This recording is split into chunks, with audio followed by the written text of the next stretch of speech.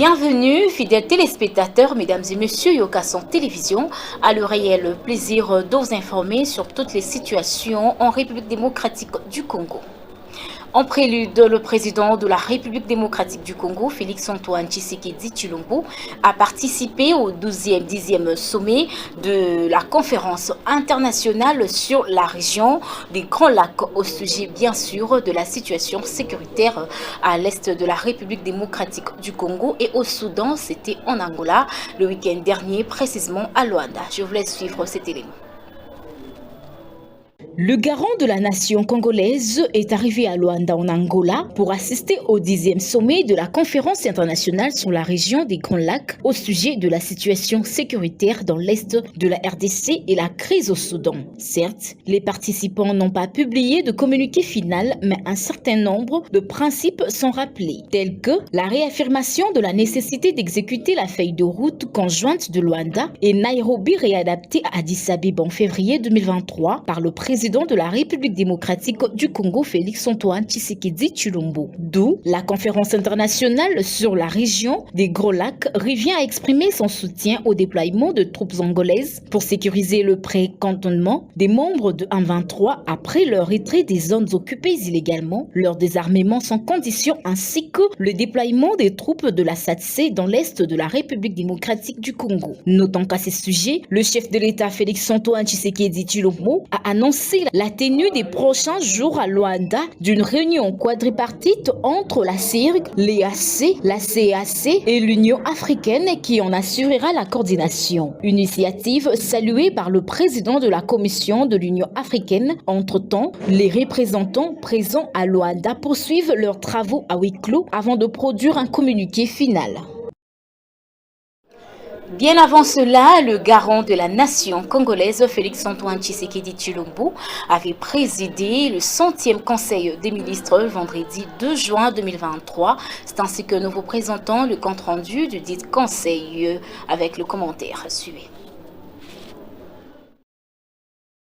Lors de la 100e réunion du Conseil des ministres tenue le vendredi 2 juin 2023, présidée par le garant de la nation congolaise, le président de la République Félix-Antoine Tshisekedi Tshilombo, ce dernier a encouragé le gouvernement à encadrer et améliorer sensiblement la budgétisation des investissements publics, en l'occurrence pour l'année 2024. D'après le chef de l'État, cette budgétisation devra s'inscrire également dans une optique pluriannuelle et appelle à une parfaite harmonisation entre les projets d'investissement du gouvernement centrale et ceux de 26 provinces. En général, la communication du président a porté essentiellement sur 4 points, à savoir de la visite d'État effectuée en République populaire de Chine, d'où il a insisté sur le fait que les travaux de la commission mixte bilatérale revitalisée, les négociateurs de la RDC doivent être vigilants et fassent valoir par-dessus tout les intérêts nationaux. Deuxièmement, du renforcement des secteurs de l'énergie et des infrastructures dont j'ai parlé si haut de la budgétisation 2024 et ensuite de la mise en œuvre des recommandations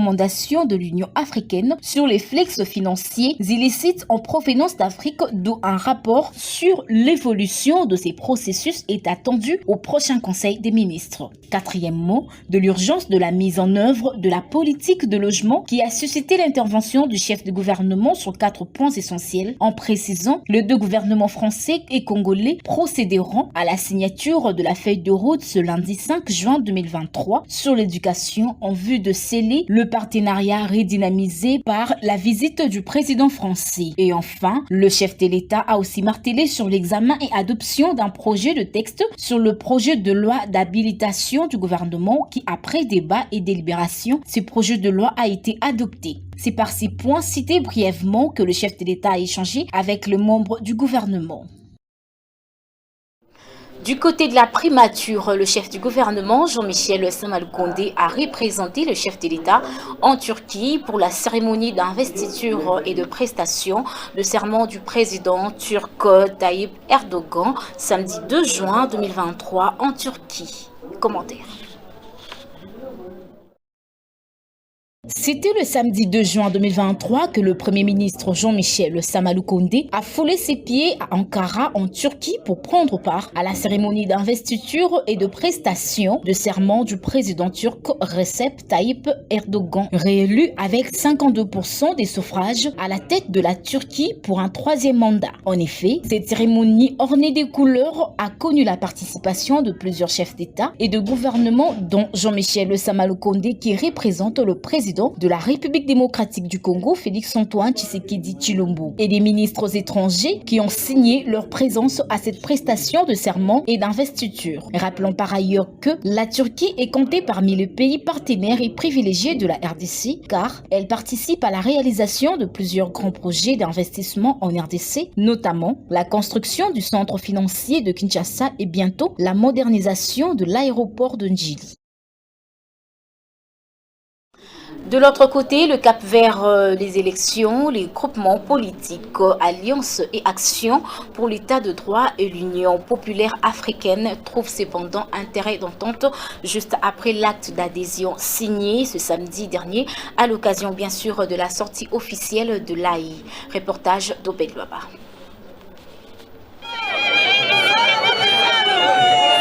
Officialisé pour sa première fois ce samedi 3 juin 2023 à Grand Hôtel à Kinshasa, le regroupement politique Alliance et Action pour l'État des droits, une plateforme méga électorale, a vu le jour dans l'objectif de soutenir la candidature du président Félix Tshisekedi en 2023. Désigné parmi les grands partis politiques influents à l'Union sacrée de la nation, l'Union populaire africaine, parti politique cher à Madame, le professeur Marie Nangen Dambo, a posé l'acte d'adhésion à la charte de signature sur les baies du professeur Adrien Bokele. Tour à tour, le président du regroupement Laura Batumona a par cette occasion sollicité les braves engagements de ses pairs de différentes formations politiques, membres des AE, de travailler sur le terrain afin de gagner la majorité à tous les niveaux. Le futur immédiat, c'est-à-dire après cette cérémonie de Grand Hôtel, le vrai boulot désormais commence. Comme nous disons, travail sur le terrain. Sana Mabele Sana Mabele Sana la terrain, Sana la terrain. De son côté, le représentant direct de l'UPR à la cérémonie, le professeur Adrien Bokele, n'a pas hésité à dévaler les ambitions de son parti et de son impact à ces regroupements. Le président de l'AE a donné des cours, il a donné les événements qui vont suivre, donc nous allons essayer d'y aller pas à pas parce que nous travaillons des concerts pour la réélection du président de la République. Donc il y a tout un programme auprès du président. Il a formé, c'est une grande actrice politique dans notre pays. Et nous allons vers les élections et nous savons qu'elle est bien assise dans le cadre de ce programme qui se prépare pour la réélection du président de la République. Il a un chef électoral et où il est vraiment bien établi. Retenons que l'Union populaire africaine, parti politique cher à Madame le professeur Marie Nangen Dambo, surnommé Mamanabo, s'est engagé de travailler sans relâche sur la réélection du président Félix Tshisekedi en 2023. Poursuivons ce journal avec le congrès électoral du parti du Congo Espoir qui s'est ouvert depuis samedi 3 juin et prendra fin ce lundi 5 juin 2023 à Kinshasa, Gombe, au chapiteau Ivana. Cependant, ce parti a pour vision de matérialiser les espoirs légitimes des Congolais à travers le travail afin de donner un second mandat au chef de l'État, Félix Antoine Tshisekedi Tshilombo, pour les élections de 2023. Inès Tomba pour le reportage.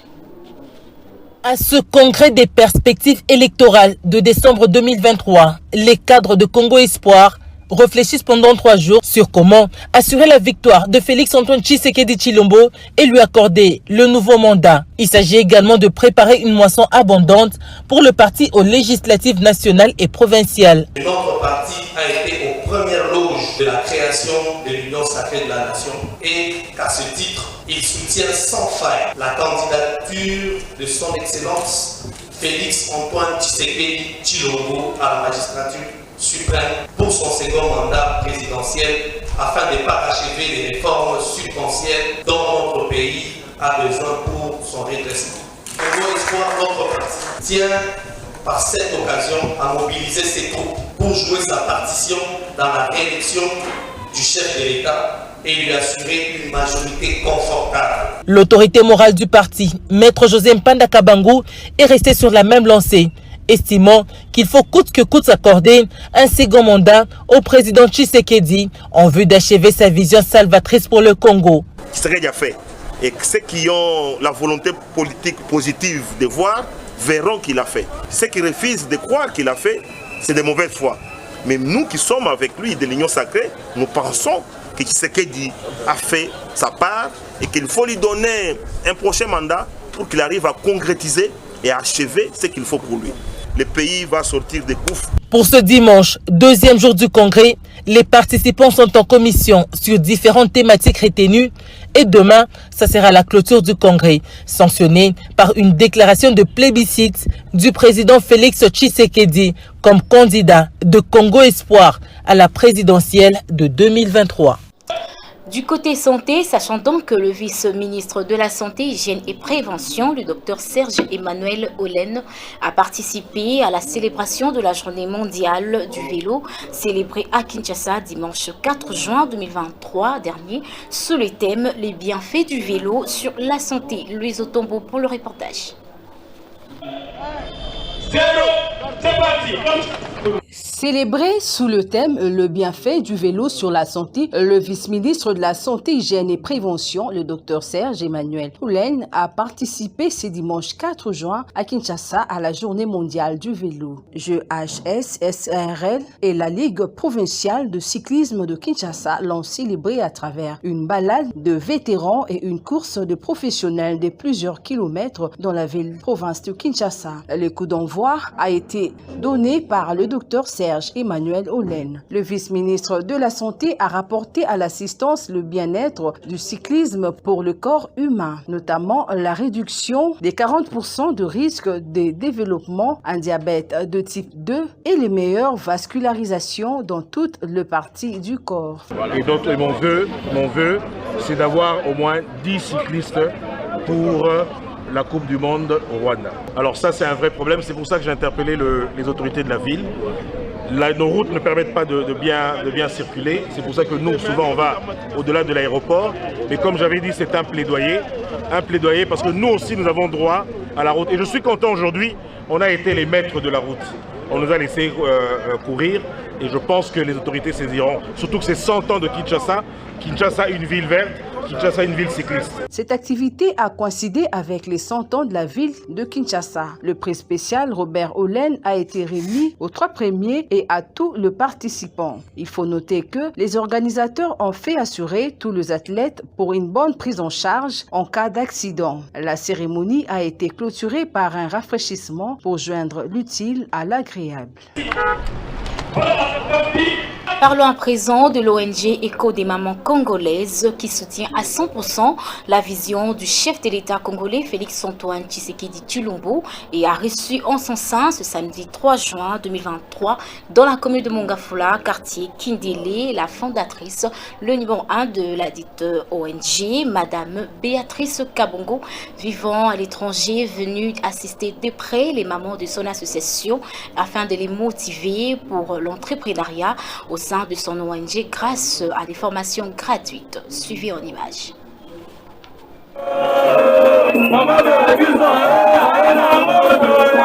La fondatrice de l'ONG Écho des mamans, Madame Béatrice Kabongo, venue de l'étranger, était pour la toute première fois avec ses siens dans la commune de Mongafula, quartier Kindélé, avenue Kikwiti, numéro 25, samedi 3 juin 2023. Elle a rendu cette journée très spéciale, un accueil chaleureux réservé en sa personne, démontré par des chants, danses et autres activités bien plus importantes.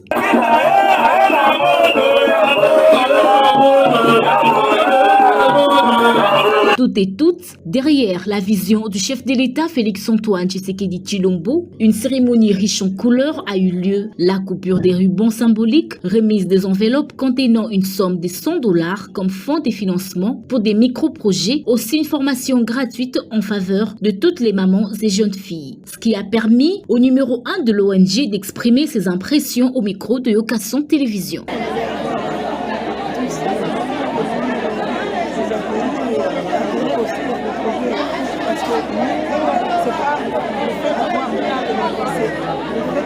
avoir un lien. Et nos projets, c'est des projets, notre avenir, des formations, tout ce qui est l'hôtellerie, l'informatique, l'alphabétisation. C'est avec ça que nous allons soulever le Congo, notre pays qui est aussi par terre, comme tout le monde le sait. Et nous, on peut valider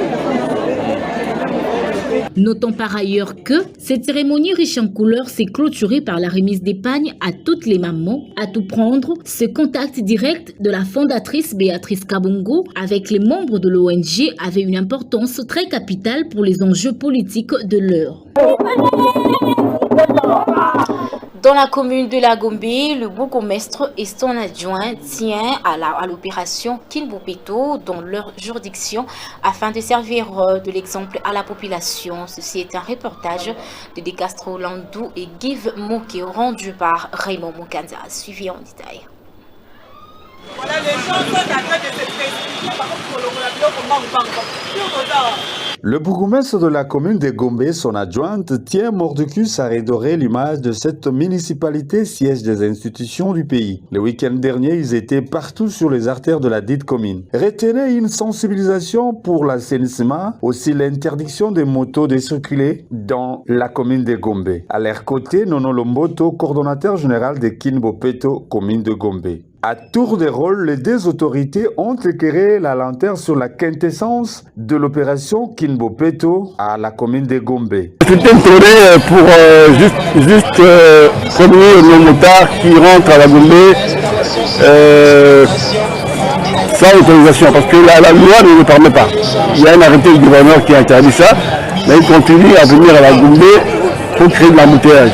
Autre chose, autre insécurité qu'on voit à la Gombe où on vole des sacs, beaucoup de choses. Nous voudrons que ces gens-là, quand ils arrivent aux frontières de Gombe, qu'ils laissent leurs clients et ensuite les taxis ou les taxibus les prennent pour rentrer à la Gombe. De même pour le soir, quand ils terminent le travail, on les ramène à la frontière et eux, à leur tour, ils les prennent pour aller vers chez eux. En tout cas, on a intérêt pour l'insalubrité et l'équipe. Au moni avenue du commerce, moyen à coller Kakutu Ezate. Vendeur basi batondisi avenue mobimba wana commerce biloko nyonso ezotekama exception ezate ozoyeba boza na kati ya zando bien oza na libanda. C'est ainsi que tomeki koleka kosensibiliser pe koexpliquer que salongo esengeli esalema po propreté ezala quand même na Gombe. Au finish, l'image de la commune institutionnelle de Gombe ne sera pas ternie grâce au dynamisme du soldat de Fachi, Vincent Samboy, et de son titulaire Léopold Manzambi, le monument vivant de cette commune pour la vision du chef de l'État, Félix-Antoine Tshisekedi Tshilombo. Toujours pour le même objectif, mais cette fois-ci à la commune de Kimbanseke, où les barreaux d'assainissement ont repris sous l'œil vigilant du bourgmestre adjoint Jansi Nganga. Raymond Mukanza nous en dit plus. Le bourgmestre adjoint de la plus grande commune de la ville-province de Kinshasa, Kimbanseke Jansi Nganga, était sur les grandes artères de la dite commune pour les travaux d'assainissement le week-end dernier. Cette entité, il faut le dire, a des sérieux problèmes pour la rendre propre et le bourgmestre et son adjoint s'y attellent. Très radieuse pour la population de voir les bourgmestres adjoints sur terrain Jansi Nganga, elles ont délié sa langue.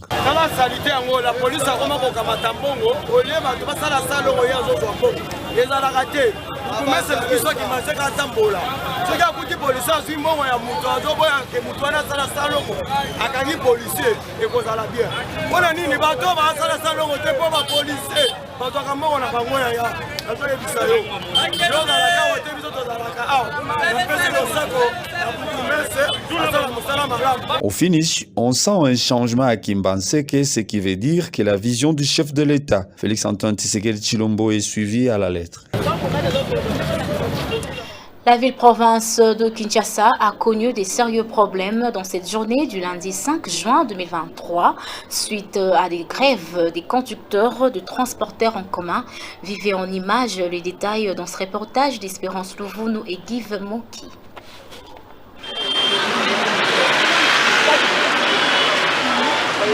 Les Quinoises et Quinois ont eu du mal, assure qu'il est en toute quiétude ce lundi 5 juin 2023 pour cause la grève de conducteurs du secteur privé. Deux marches de santé obligatoires ont été soumises à tous les travailleurs pour atteindre leur lieu de négoce. Maître Edmomo Pounsoya, cadre de l'ANADEC, s'est exprimé au micro de Occasion Télévision face à cette situation. Nous sommes avec la population, les chauffeurs et autres sont nos futurs électeurs et donc en République démocratique du Congo, les droits aux grèves est garanti, à la grève est garanti et donc ils sont en droit de faire entendre leur voix. Par rapport à cette situation, il y a un fait qui est évident, s'il vous plaît. Aujourd'hui, nous assistons à une donne qui est quand même assez triste. Le gouvernement a intérêt à anticiper certaines situations.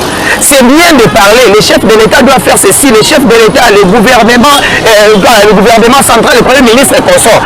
Mais revenons d'abord aux élus du peuple, ceux qui sont censés parler au nom de la population. Mais qu'est-ce qu'ils font? Que fait le député national? Que fait le député provincial? Est-ce qu'il a interpellé le ministre des Transports? Est-ce qu'il a interpellé le ministre en charge du transport? Ou alors ils ont interpellé les différentes autorités à tous les niveaux pour entendre les pleurs de la population? S'il vous plaît, est-ce que vous trouvez normal que pour la question de la circulation routière, que le policier soit compétent, que les forces armées soient compétents, que les renseignements soient compétents et même le scouts ou la Croix-Rouge soit compétente? Il y a un problème. Il y a un problème sérieux, le gagne-pain. Mais mettez quand même la population dans des conditions pour se déplacer aisément. Répondez quand même aux desiderata de la population, s'il vous plaît. Mais dans l'entretemps, Tata député de Votaki, il est en Europe. L'autre prépare la campagne. Mais qui parle au nom de la population? Qui va interpeller le ministre des Transports?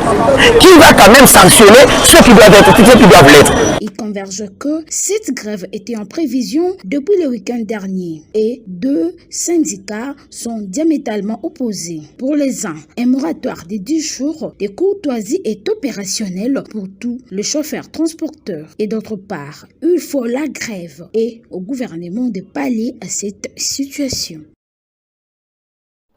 Le plaisir était pour nous de vous informer, mesdames et messieurs. Merci de nous avoir suivis. Restez branchés sur nos antennes de Occasion Télévision. Cette édition a été réalisée par Nabi Mohamed. Surtout, n'oubliez pas de vous abonner sur notre chaîne de Occasion Télévision. On se revoit demain à la même heure.